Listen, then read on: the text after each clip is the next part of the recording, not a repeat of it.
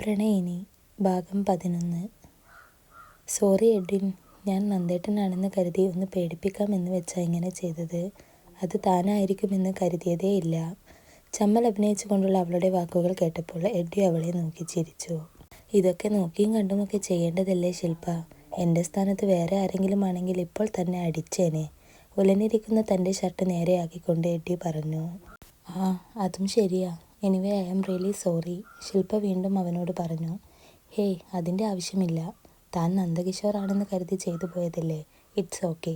എഡ്വി അത് പറഞ്ഞു കഴിഞ്ഞപ്പോൾ തന്നെ ഡോർ തുറക്കുന്ന ശബ്ദം കേട്ടു. രണ്ടുപേരും ഡോറിലേക്ക് നോക്കിയപ്പോൾ കണ്ടു കൈനിറയെ എന്തൊക്കെയോ സാധനങ്ങളുമായി അകത്തേക്ക് വരുന്ന നന്ദനെ. അവനെ കണ്ടപ്പോൾ എഡ്വിയുടെ മുഖത്ത് സന്തോഷമാണെങ്കിൽ ശില്പയുടെ മുഖം ദേഷ്യം കൊണ്ടൊന്ന് ചുരുങ്ങിപ്പോയിരുന്നു. എഡ്വിയുമായി മര്യാദയ്ക്ക് അടുക്കാൻ പറ്റിയ നല്ലൊരു അവസരമായിരുന്നു. എല്ലാം ഇയാൾ നശിപ്പിച്ചു. മുഷ്ടി ചുരുട്ടി പിടിച്ചു കൊണ്ടവൾ അവനെ നോക്കി. ഇതേസമയം അകത്തേക്ക് വന്ന നന്ദൻ മുന്നിൽ എഡ്വിയെ കണ്ടപ്പോൾ ചിരിച്ചുകൊണ്ട് അവൻ്റെ അടുത്തേക്ക് ചെന്നു. Hey Edwin, what a surprise. താനെന്താ ഇവിടെ? കയ്യിലെ സാധനമൊക്കെ അവിടെയുള്ള ടേബിളിൽ വെച്ചുകൊണ്ട് എഡ്വിക്ക് നേരെ തിരിഞ്ഞുകൊണ്ട് നന്ദൻ ചോദിച്ചു. അപ്പോൾ അവൻ എന്തു പറയുമെന്ന് കരുതി ശില്പ ഒരുതരം ടെൻഷനോടെ അവനെ നോക്കിയപ്പോൾ എഡ്വി അവളെ നോക്കി ഒന്ന് ചിരിച്ചു. എൻ്റെ ഒരു ഫ്രണ്ട് ഇവിടെ ഉണ്ട്. അപ്പോൾ അവിടെ പോയി തിരിച്ചു പോരുമ്പോഴാണ് ശില്പയെ കണ്ടത്. അങ്ങനെ ജസ്റ്റ് ഒന്ന് സംസാരിച്ചു നിന്നതേ ഉള്ളൂ. എഡ്വി അത് പറഞ്ഞപ്പോൾ നന്ദൻ ചിരിയോടെ തലയാട്ടി. ശില്പയിലും അവൻ്റെ വാക്കുകൾ ആശ്വാസം നൽകിയിരുന്നു. ശില്പ, നീ പോയി നമുക്ക് രണ്ടാൾക്കും കോഫി എടുത്തോളൂ. പിന്നെ ശ്രദ്ധിക്കണേ, അധികം വെയിറ്റുള്ളതൊന്നും എടുക്കരുത്. ശില്പയെ ഒന്ന് ചേർത്ത് പിടിച്ചുകൊണ്ട് നന്ദൻ പറഞ്ഞപ്പോൾ എഡ്വി കാര്യം അറിയാതെ അവരെ രണ്ടുപേരെയും മാറി മാറി നോക്കി. അത് കണ്ട നന്ദൻ ചിരിച്ചുകൊണ്ട് അവനെ നോക്കി പറഞ്ഞു. ഇവൾ പ്രഗ്നൻ്റ് ആണ്, അതുകൊണ്ടാണ് ഞാൻ ശ്രദ്ധിക്കാൻ പറഞ്ഞത്. നന്ദൻ പറഞ്ഞത് കേട്ട എഡ്വി ചിരിയോടെയാണ് അവരെ നോക്കിയതെങ്കിൽ ശില്പയ്ക്ക് നന്ദൻ്റെ വാക്കുകൾ ഇഷ്ടമായില്ല. അതുകൊണ്ട് തന്നെ അവരെ ഒന്ന് നോക്കിക്കൊണ്ടവൾ വേഗം തന്നെ കിച്ചണിലേക്ക് നടന്നു. അപ്പോൾ അവൾ പോയപ്പോൾ നന്ദൻ എഡ്വിയെയും കൂട്ടി സോഫയിൽ പോയിരുന്നു കൊണ്ട് സംസാരം തുടങ്ങി. ഇതേസമയം കുളിച്ച് ഫ്രഷായി റൂമിലേക്ക് വന്ന കീർത്തു കാണുന്നത് ഡോറൊക്കെ ക്ലോസ് ചെയ്ത് വന്ന് ബെഡിൽ ഒരു കള്ളച്ചിരിയോടെ കിടക്കുന്ന അപ്പുവിനെ ആയിരുന്നു.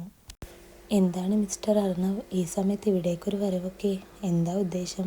അവനെ കണ്ടപ്പോൾ ആദ്യം ഒന്ന് പതറിപ്പോയെങ്കിലും പിന്നെ അവൾ കുറുമ്പോടെ അവനെ നോക്കി ചോദിച്ചു. സംശയമുണ്ടോ? തികച്ചും ദുരുദ്ദേശം തന്നെയാണ് മിസ് കീർത്തന. അവളെ അടിമുടി നോക്കിക്കൊണ്ട് ചുണ്ട് കടിച്ചു പിടിച്ചുകൊണ്ട് അപ്പു പറഞ്ഞപ്പോൾ അവൾ പില്ലോ എടുത്തുകൊണ്ട് അവനെ എറിഞ്ഞു. അപ്പുവേട്ടാ. തലയിലെ തോർത്തൊക്കെ അഴിച്ചു മാറ്റി അപ്പുവിൻ്റെ അടുത്തേക്ക് പോയി അവൻ്റെ നെഞ്ചിൽ മുഖം ചേർത്ത് വെച്ചുകൊണ്ട് അവൾ കൊഞ്ചിക്കൊണ്ട് അവനെ വിളിച്ചു. എന്തോ കാര്യം സാധിക്കാനുണ്ടല്ലോ എൻ്റെ കുറുമ്പിക്ക്. എന്താ? അവളുടെ കൊഞ്ചൽ മനസ്സിലായ പോലെ അപ്പു ചോദിച്ചപ്പോൾ കീർത്തു അവനെ നോക്കി ഒന്ന് എളിച്ച് കാണിച്ചു. ഇളിക്കാതെ കാര്യം പറയടി. അവളുടെ ഒരു ഇളി. അപ്പു അവളെ സൂക്ഷിച്ചു നോക്കിക്കൊണ്ട് പറഞ്ഞു.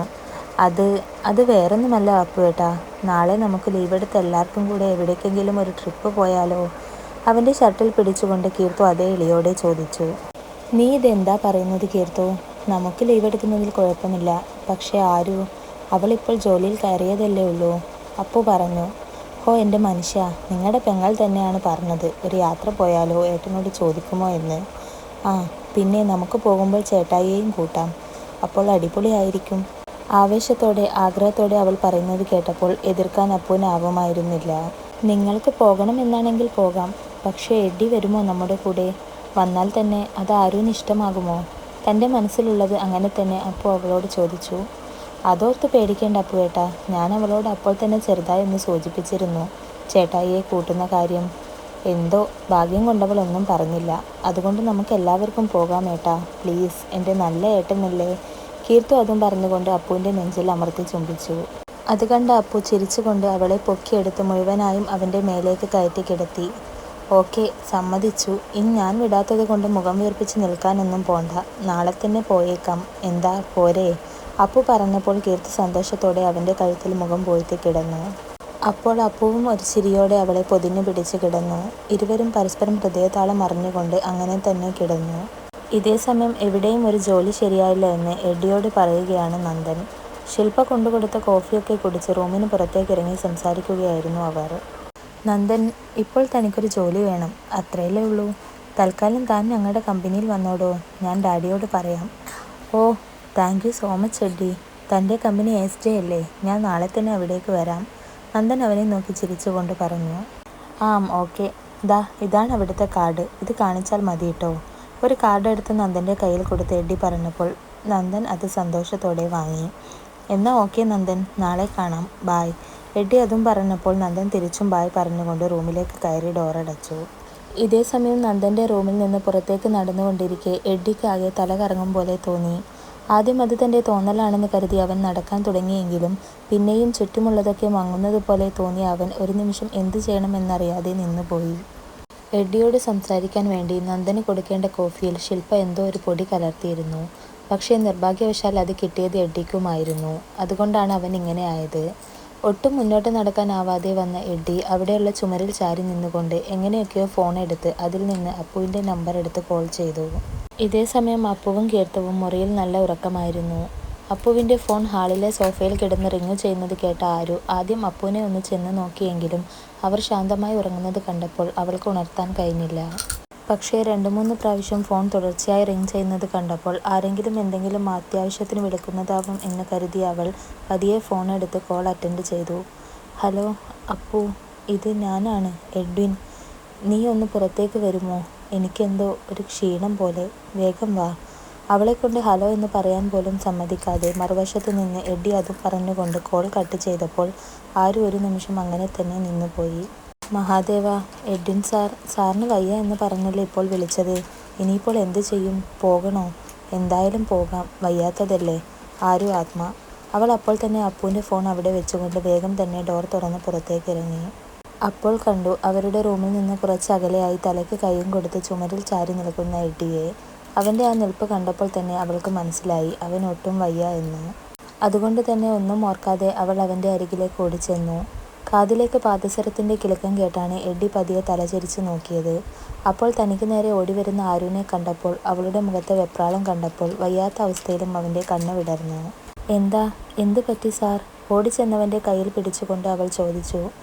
എന്താണെന്നറിയില്ല ആദ്യ, ആകെ ഒരു ക്ഷീണം പോലെ, എനിക്കൊന്ന് കിടക്കണമായിരുന്നു. തളർച്ചയോടെ അവൻ പറഞ്ഞപ്പോൾ അവൾ ഒന്നും മിണ്ടാതെ അവൻ്റെ കയ്യിൽ പിടിച്ചു പതിയെ റൂമിലേക്ക് നടന്നു. എഡ്ഡി തൻ്റെ ഭാരം അവളിലേക്ക് ചേരാതിരിക്കാനായി പരമാവധി ശ്രദ്ധിച്ചുവെങ്കിലും കൈകാലുകളുടെ തളർച്ച കാരണം അവനെ കൊണ്ട് ഒന്നും പറ്റുന്നുണ്ടായിരുന്നില്ല. അങ്ങനെ ഒരുവിധം എങ്ങനെയൊക്കെയോ അവനെയും കൊണ്ട് അവൾ നേരെ അപ്പുവിൻ്റെ മുറിയിലേക്ക് പോയി.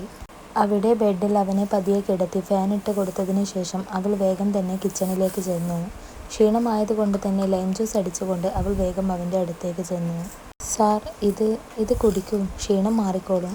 ബെഡിൽ കണ്ണടച്ച് കിടക്കുന്ന എഡ്ഡിയെ നോക്കി അവൾ പറഞ്ഞപ്പോൾ കണ്ണ് തുറക്കുക പോലും ചെയ്യാതെ ഒന്ന് മൂളിക്കൊണ്ടവൻ അങ്ങനെ തന്നെ കിടന്നു. അത് കണ്ട ആരു ഗ്ലാസ് ടേബിളിൽ വെച്ച് അവൻ്റെ അരികിൽ പോയി പതിയെ ഇരുന്നു. അപ്പോൾ അരികിൽ അവളുടെ സാമീപ്യം മനസ്സിലായപ്പോൾ എഡ്ഡി നീങ്ങിക്കിടന്ന് അവളുടെ മടിയിലേക്ക് തലവെച്ചു. ഒരു നിമിഷം ശ്വാസം വിലങ്ങിയതുപോലെ ആരുവിന് തോന്നി. അവൾ എന്ത് ചെയ്യണമെന്നറിയാതെ അവൻ്റെ തലയെടുത്ത് മാറ്റാൻ വേണ്ടി തലയിൽ കൈവച്ചു. ഞാൻ കുറച്ചുനേരം ഇങ്ങനെ കിടന്നോട്ടെ ആദ്യ, പ്ലീസ്. ഒന്ന് കുറുകിക്കൊണ്ടവൻ അവളുടെ വയറിലേക്ക് മുഖം പൂഴ്ത്തിക്കൊണ്ട് കിടന്നപ്പോൾ ആരു പകച്ചുകൊണ്ട് അങ്ങനെ തന്നെ ഇരുന്നു പോയി, എന്ത് ചെയ്യണമെന്നറിയാതെ. ഇതേ സമയം നന്ദൻ ഒന്നും പറ്റാത്തത് കണ്ട ദേഷ്യത്തിലായിരുന്നു ശില്പ. അതോടൊപ്പം തന്നെ എഡ്ഡിക്ക് എന്തെങ്കിലും സംഭവിച്ചു കാണുമോ എന്ന ടെൻഷനും അവളിലുണ്ടായിരുന്നു.